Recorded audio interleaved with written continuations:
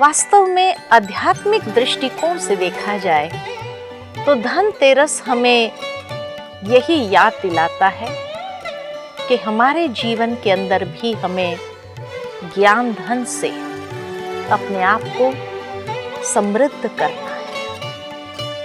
इतना ही नहीं, लेकिन इस पर्व पर विशेष दीपदान किए जाते हैं। दीपदान का भाव ही है कि ज्ञान प्रकाश है, तो ज्ञान प्रकाश का दान हर एक को करना चाहिए, तभी संसार के अंदर चारों ओर प्रकाश ही प्रकाश फैल सकता है। धनतेरस के अगले दिन हम मनाते हैं नरक चतुर्दशी। इस दिन प्रायः सभी लोग सवेरे सूर्योदय से पहले उठकर एक विशेष प्रकार के उपटन से नहाते हैं, पूजा याचना करते हैं, घर के बड़े बुजुर्गों का आशीर्वाद लेते हैं और फिर सुबह सुबह ही पटाखे फोड़ते हैं। इस दिन पर बहुत पौराणिक एक कथा है भारत के अंदर कि देवी देवताएं नरकासुर नाम के राक्षस के सामने युद्ध करते हुए हार गए, और जब हार गए तो नरकासुर दैत्य ने इन्हें बंदी बना दिया, बंदी बनाकर कारागार में रख दिया, और तब से लेकर के वो मुक्त होना चाहते थे।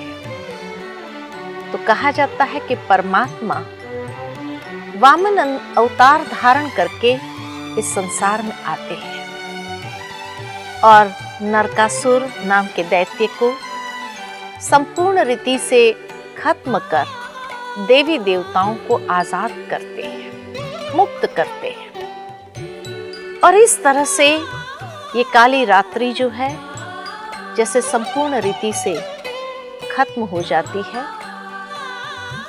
इसका भी आध्यात्मिक भावार्थ यही है कि जब सतयुग से लेकर के जो देवी देवताएं इस संसार में राज्य करते थे, विचरते थे, परंतु जैसे ही कलयुग आया तो असुरों का राज्य आरंभ हुआ। असुर माना काम, क्रोध, लोभ, मोह, अहंकार, यही तो असुर है, क्योंकि उसके आधार पर मनुष्य जीवन के अंदर जो लक्षण है वो आसुरी लक्षण में परिवर्तित हो जाते हैं। और इस तरह हम नरकासुर दैत्य के अधीन हो जाते हैं, यानी ये पांचों विकारों की अधीनता के अंदर हम आ जाते हैं। उसके कारागार के अंदर हम चले जाते हैं, बंदी बन जाते हैं। उसके अधीन हमारे हर कर्म जीवन के होने लगते हैं। तब परमात्मा जो अति सूक्ष्म दिव्य ज्योति स्वरूप है, अर्थात वामन, सूक्ष्म ते सूक्ष्म, वह इस संसार में आकर के मनुष्य आत्माओं को इन आसुरी लक्षणों से मुक्त करते हैं, उनके जीवन को श्रेष्ठ बनाते हैं, श्रेष्ठ दैवी संस्कारों से परिपूर्ण करते हैं। और इस तरह हमें इस नरकासुर दैत्य से, उसकी अधीनता से, उसके कारागार से संपूर्ण रीति से मुक्त कर जीवन मुक्त स्थिति में ले जाते हैं, जहां चारों ओर दैवी संस्कारों से व्यक्ति सुसज्जित होता है। पर मित्रों, क्या आपने कभी विचार किया कि श्री लक्ष्मी के स्वागत के लिए हर वर्ष दीपमाला जलाने वाला भारत क्यों मोहताज, क्यों दरिद्र बन गया है? जगमगाते दीपों को देखकर भी श्री लक्ष्मी क्यों हमसे रूठ गई हैं? जलते दीपक उन्हें क्यों आकृष्ट नहीं कर पा रहे? ऐसा कौन सा दीपक है जिसे जलाने की आस वो हमसे लगाए बैठी है? कहने का भावार्थ कि व्यक्ति खुद में खाली आध्यात्मिक जागृति लाए इतना काफी नहीं है, लेकिन अपनी ऊर्जा से वो दूसरों के अंदर भी वो आध्यात्मिक ऊर्जा को प्रकट करे या उनके आत्मिक दीपक को भी जगाएं। तब चारों ओर प्रैक्टिकल में दिवाली को हम मना सकते हैं या दिवाली साकार हो सकती है इस संसार के अंदर, जब हर आत्मा रूपी दीप जग जाता है।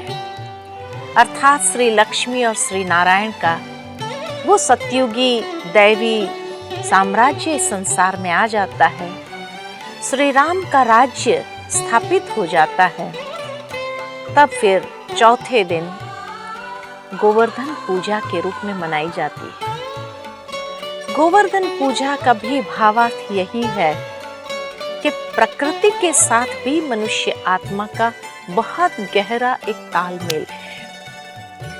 प्रकृति की खाली पूजा नहीं करनी है, या वृक्षों की पूजा करना, या गोवर्धन पर्वत की पूजा करने की बात नहीं है, या गौ की पूजा करने की खाली बात नहीं है। भावार्थ ये है कि व्यक्ति की आंतरिक प्रकृति जब सात्विक शुद्ध हो जाती है तो उसका तालमेल बाह्य प्रकृति के साथ भी हो जाता है। यानी ये बाह्य प्रकृति को भी हमें इतना ही सम्मान भी देना है और स्वच्छ और सुरक्षित रखना है, क्योंकि संसार के खेल के अंदर मनुष्य आत्मा अकेला नहीं है और अकेला वो जीवन जी भी नहीं सकता है। ऐसे ये संसार एक मांडवा है, स्टेज है, जहां हम सभी आत्माएं एक्टर्स के रूप में हैं, लेकिन हमारे साथ प्रकृति, पशु पक्षी, फल फूल, ये सब है। इन सब की रक्षा भी हमें ही करनी है। आत्म के संस्कारों की रक्षा भी करनी है, हमारी मर्यादाओं की रक्षा करनी है, और साथ में बाहर प्रकृति की भी, पशु पक्षी भी हमारे ही इस संसार की समृद्धि है, उसकी भी रक्षा करनी है। इसीलिए गोवर्धन पर्वत की पूजा के रूप में उसको मनाया गया है। गोवर्धन के अगले दिन आता है पर्व भाई दूज का, और इस पर्व के साथ 5 दिवसीय दीपावली त्योहार का अंत हो जाता है।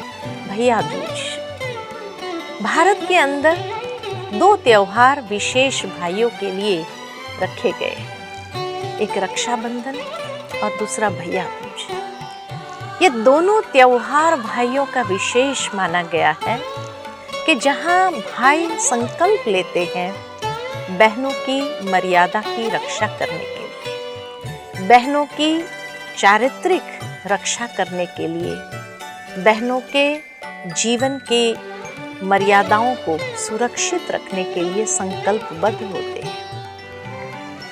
और इसीलिए पौराणिक कथाओं के साथ उसको जोड़ा गया है कि यम एक बार अपनी बहन यमुना से मिलने आते हैं, और उस वक्त यमुना को जब मिलता है तो बहुत खुश होकर के यमुना अपने भाई को अपने साथ अपने घर ले जाती है, उसको भोजन पान कराती है, और उसके बाद उसको टीका देती है, और तिलक देने के बाद संकल्पबद्ध होते हैं भाई, और उसको रिटर्न में एक गिफ्ट देते हैं।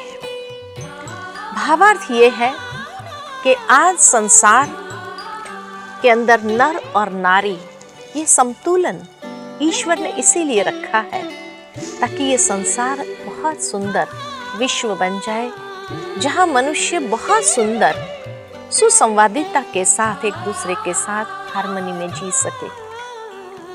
लेकिन जहां पर विकृतियां आ जाती है, और वो विकृतियां मनुष्य के जीवन के अंदर, कर्म के अंदर, उसकी वृत्ति के अंदर आ जाती है, तो हर कोई बहन या हर कोई नारी अपने आप में असुरक्षा महसूस करने लगती है।